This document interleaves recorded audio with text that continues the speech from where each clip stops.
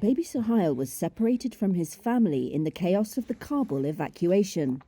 At last, he's been found and reunited with his grandfather. It's a historic day, says Mohammed Qasim Razawi. Sohail was just 2 months old when his parents handed him to a US soldier across an airport wall on August the 19th. They feared for his safety in the crush.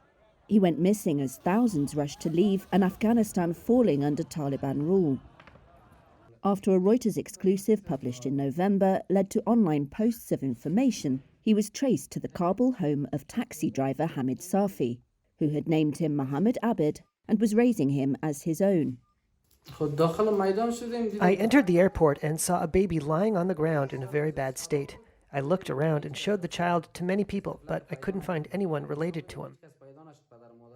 I called my wife at home, and I refused to go to America.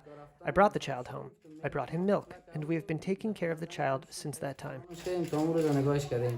After more than 7 weeks of negotiations and pleas, and a brief detention by Taliban police, Safi handed the child to a jubilant Razawi on Saturday.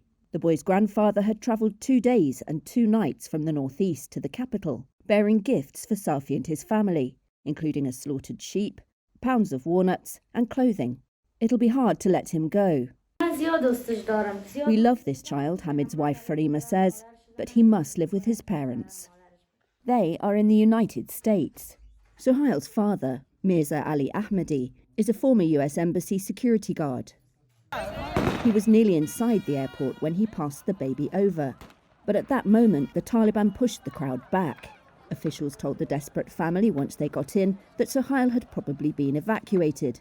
They could be reunited later. They ended up at a military base in Texas with, until the story went public, no idea where their baby was. The family hopes to be together again soon. Their story highlights the plight of other families who were separated in the chaos of the evacuation.